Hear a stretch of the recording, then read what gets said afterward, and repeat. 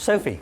Now here's our bike with brakes. Are we going to be following the routine set out in the manual today? Not as such, because if this were a real MOT inspection, then the brake controls would be checked at the same time as steering suspension. Now is it the same procedure for all bikes, including those with sidecars? It is, but there's a date here. Are you ready for this? I'm ready, Tom. Okay. 1st of January 1927. 1927? Now there can't be that many bikes around here predating that. No, that's true.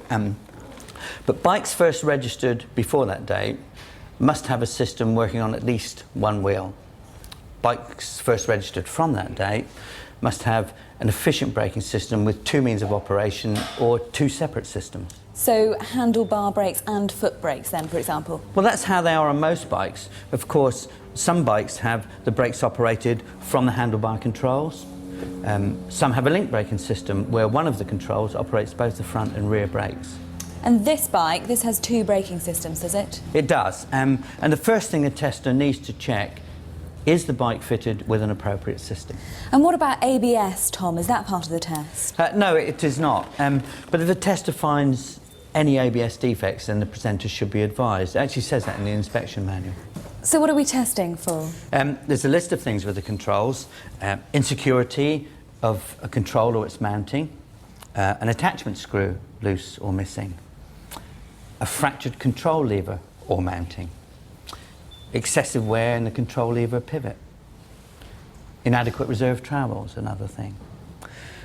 Is there a control which is inoperative or so damaged, bent, positioned or shortened that it cannot be readily applied?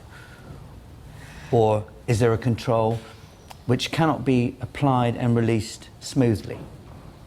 And what about hydraulics? Will we be testing those? Yes, we do, and we apply pressure to each system twice. So first, slowly, like this, and then rapidly, like that. Each time to a point where sustained pressure can be held. Be checking for creep or sponginess. Now, sponginess could indicate air in the system, and if that were the case, it would be a failure. What do you mean by creep? Not holding the wheel? No, I mean that the control continues to move under pressure. OK, and do you check the controls for anything else? Yes, you do. You check them for excessive corrosion, fracture, severe distortion, or an inadequate repair. And I suppose modifications come into it at this stage? Exactly right. Deliberate modifications are a reason for fail if they significantly reduce the original strength of the component. Now I'm going to continue the checks from off the bike. Right. Need an assistant? I do, and it's you. So if you'd like to get on the bike, Soph. Now, most modern bikes have hydraulic systems, so would you check the hydraulic fluid level at this stage? Oh, yes, you would. But more than that, you'd check, is the reservoir securely mounted, not severely damaged or corroded? Is the reservoir cap present? You mentioned fluid level just now.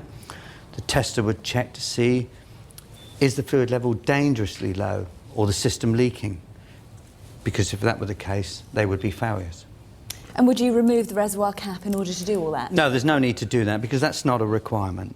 And what about the hydraulic pipes and hoses? Pipes are not commonly used, but if they are fitted, the tester would check to see, are they excessively chafed, corroded or damaged? They'd check, are they adequately supported? In the case of hoses, they would check to see, are they kinked, twisted, chafed, corroded, deteriorated? And the criteria here is the defect excessive? So what degree of chafing would you consider to be excessive? Right, let's have a look at these examples. This hose is chafed, you can see that, yeah? And this one cracked, exposing the reinforcement, the cords. When it's like that, that's a failure. Now, hoses can become trapped, can't they? Yeah, if pipes or hoses are likely to be trapped or fouled by moving parts. In the case of hoses, if they're stretched by steering or suspension movement, it would be a failure. What about the protective sleeve around the hose? What if that were to become damaged? That would be okay if the pipe or hose that it's fitted to is not damaged. And you test all this under pressure? Yes, you do. So your test would be looking for a bulge in a hose or a leak in any part of the system. Now, brake hoses can be replaced, can't they? Anything to look out for there at all? Yes, there is. Now, I've got this example here. this is an anodized alloy banjo fitting. Did you like that expression? I did. Okay. A tester needs to be careful when checking these and the union nuts because they're not recommended for road use. Okay. If these were fitted, then the presenter should be advised. Right. And what about if the machine had a linked type braking system? Right, with a linked type braking system, all master cylinder and caliper pivot points should be checked for freedom of movement and for wear. And if it were cable operated?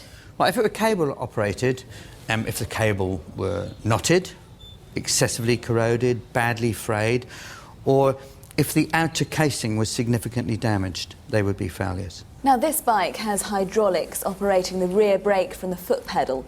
What if it had a mechanical system operated by rods and levers? What would you check then? Right, serious reduction in the strength of any component due to excessive wear, cracking or damage. So for example, if we had a brake rod reduced in diameter by more than a third of its original dimension, there's chafing, corrosion, damage to rods and levers, corrosion and damage to linkages, worn clevis joint, and again, the criteria is the defect excessive. Then there's locking devices, loose or missing. So for example, a lock nut or a split pin. Now split pins, they can be found on other parts of the brake assembly, can't they? Yes, they can, and there's other brake components to talk about. So for example, disc pads. Now, a disc pad must be not less than 1.5 millimetre thickness at any point. If you want to know what 1.5 millimetre is, it's the thickness of a new 5p piece. Can you see that? Oh, yeah. Then there's sintered pads. Sintered pads must be not less than 1 millimetre thickness at any point. Sometimes pads can be difficult to see though, can't they? Yeah, some brakes are totally enclosed and the tester cannot do any dismantling to get a better look. So if they can't see it, they can't test it. And what about discs and drums? Okay, discs and drums can be failed for insecurity or cracking, securing bolts loose or missing, contamination of the friction surfaces by oil or grease. Brake discs can fail for being excessively scored, pitted or worn, or if they have excessive distortion or run out. Now, some brake discs are fully floating, aren't they? Mm-hmm. And testers need to take care not to fail them for insecurity simply because they have movement. And the movement mechanism itself? Right, this is looked at for restriction to the free movement of the mechanism that's likely to impede its operation. Then there's abnormal movement of levers indicating maladjustment or excessive wear. And anything else at all? Yeah, checks need to be made on the security of brake backplate, reaction brackets or calipers, and for securing bolts loose or missing. And how do you go about doing that? This is done by rocking the bike back and forth with the brake applied, and the tester checks for movement in the brake backplate, reaction bracket or calipers. One other thing to bear in mind is that some braking systems, the levers are designed to operate over centre. And if the tester is in any doubt at all, can they do a road test? They can, if they have a doubt of the effect of an observed defect. They can, at their discretion, conduct a road test. They need to make sure that they're qualified to ride that machine and that it's safe to do so. And on that happy note, we're going to carry out a brake performance test. Right, we're going to use a roller brake tester for this performance check. Right. And there's a couple of things to think about. Okay. So, let's say, for example, there was a tyre that was seriously underinflated and the tester thought it was likely that damage would occur. They may decide not to carry out the performance test. Okay. Yeah? Wheels that are not in the roller set, they must be chocked and where possible braked against the reaction force of the roller brake tester. This is particularly important for lightweight machines and those with small wheels. If the test needs to be repeated, then the chock will need to be repositioned once the bike has settled in the rollers. Okay, now would I be right in thinking then that with a linked braking system it may not be possible to chock and apply the brakes to the wheel that's not in the rollers? Exactly right. So in that situation it would only be possible to chock that wheel. Okay, and what about the sidecar brake? Does the tester need to take that into consideration? Right, the retardation force on the sidecar brake is not to be included unless of course that brake's operated by any of the controls on the motorcycle. Yep. Okay. Now we're going to carry out the test. Right. So it works like this. With the tester sitting astride the machine, they need to line the machine up correctly with the roller brake tester. And before you arrived, I took the trouble to weigh the machine and to weigh myself. Okay.